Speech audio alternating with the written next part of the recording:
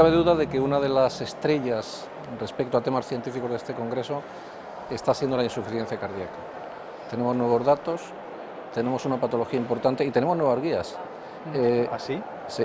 Pues yo creo que no se ha hablado prácticamente Casi de no. las guías de insuficiencia cardíaca en estos últimos 3 o 4 meses, ¿no? Yo creo que es una novedad, Sí.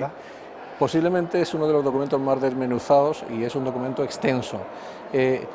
¿Qué destacarías tú en general de la insuficiencia cardíaca tal como se ha visto en las distintas sesiones que ha habido en este congreso, Manolo? Bueno, yo creo que lo primero que siempre yo creo que hay que destacar es la trascendencia que tiene la insuficiencia cardíaca. O sea, es algo que no por mucho repetido se deba dejar de poner de manifiesto. Porque además yo creo que la sociedad en general, incluso los pacientes que tienen insuficiencia cardíaca, y probablemente ni siquiera muchos médicos, incluso cardiólogos, médicos de atención primaria, internistas, tienen esa idea de que la insuficiencia cardíaca es una enfermedad muy grave, es un problema muy grave.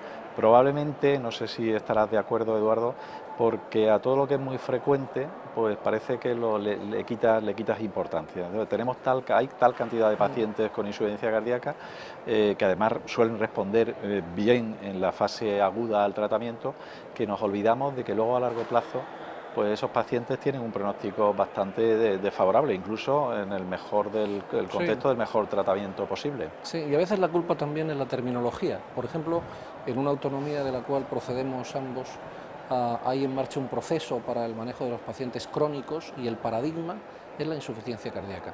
Claro, cuando uno habla de paciente crónico, pues sí, es un paciente que dura para mucho tiempo, pero también tiene la errónea sensación de que es que está ahí siempre y no se muere. Y nos olvidamos que efectivamente la insuficiencia cardíaca tiene más mortalidad que la mayor parte de los cánceres. Quizás eso lo deberíamos tener en cuenta. Efectivamente, yo creo, además me gusta siempre también seguir con la segunda idea, que es la importancia que tiene el entorno del paciente no sé, para el apoyo, incluso para mejorar el tratamiento de los pacientes con insuficiencia cardíaca, ¿no? La familia en casa, los cuidadores, porque son pacientes además, son personas de mucha edad, ¿no? No sé qué te parece. Sí, de hecho además es un tema también económico, porque no solo los cuidados indirectos, sino los gastos indirectos, sino los cuidados informales son mucho más onerosos desde el punto de vista económico que el propio tratamiento directo, ¿no? Yo creo que en ese sentido, fíjate, algo ha cambiado, sí algo ha cambiado muy importantemente en las guías, porque en las guías normalmente se ha dedicado mucho espacio y se ha centrado la atención en tratamientos farmacológicos, en dispositivos, en medios de diagnóstico, pero en estas guías por primera vez se le dedica mucho espacio a todo lo demás, a la prevención, a los hábitos de vida, al apoyo social, porque yo creo que la insuficiencia cardíaca efectivamente no es un problema individual, es un problema social, pero en el contexto de que afecta a toda la sociedad.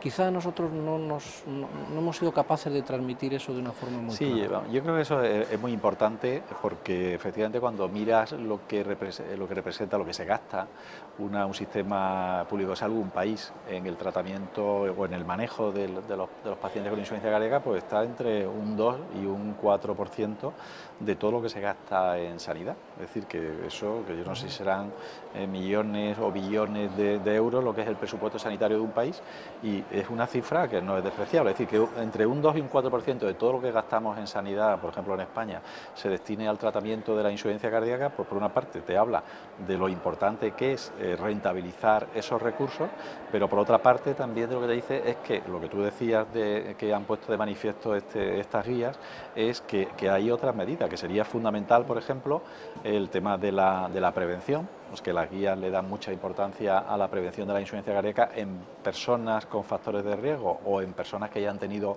algún problema cardíaco, que han tenido algún problema coronario o en fin, son hipertensos, Sí. y que si fuéramos capaces de actuar sobre esos pacientes y tratarlos adecuadamente y corregir o controlar los factores de riesgo, pues podríamos evitar casi las 3/4 partes de los casos de insuficiencia cardíaca. Sí, y posiblemente ahí lo que hay que hacer es invertir también, ¿no?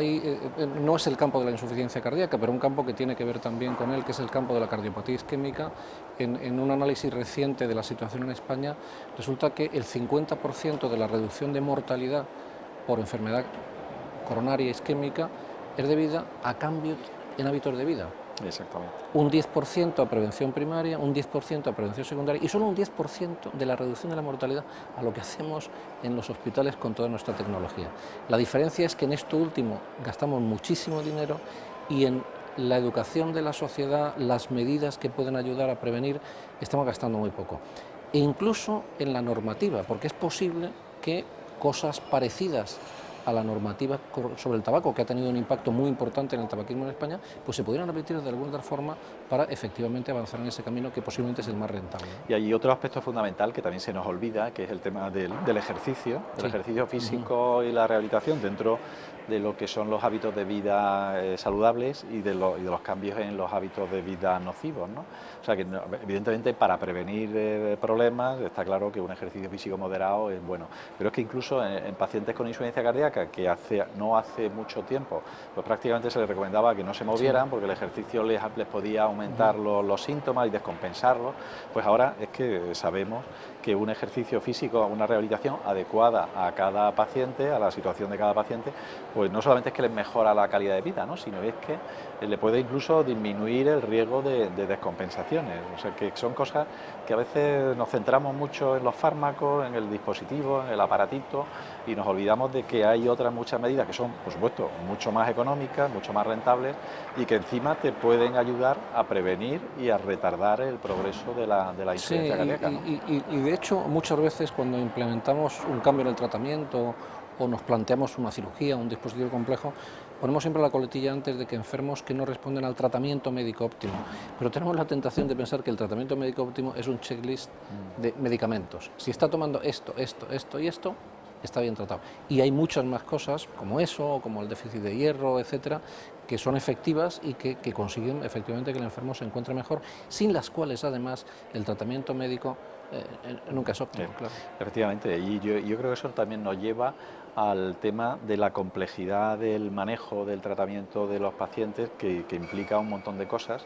Tenemos un montón de posibilidades de tratamiento, tanto no farmacológica como de dispositivo, y claro, habiendo tantos pacientes, pues un poco parece que lo que faltaría sería cómo organizar, que hay que organizar de una forma más lógica la atención a una enfermedad que no es aguda, que es crónica, bueno, que es aguda y que es crónica, y además en la que hay tantas posibilidades de prevención y de tratamiento, ¿no? Claro, y con tantos enfermos, porque según los datos del estudio PRICE que tú dirigiste, pues hay más de 1 millón de personas con insuficiencia cardíaca en España, posiblemente muchos más.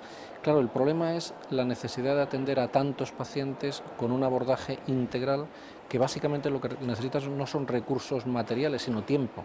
Y eso incide sobre la sobrecarga del sistema asistencial, y las medidas de organización son necesarias, pero a lo mejor quizás hacen falta también más recursos.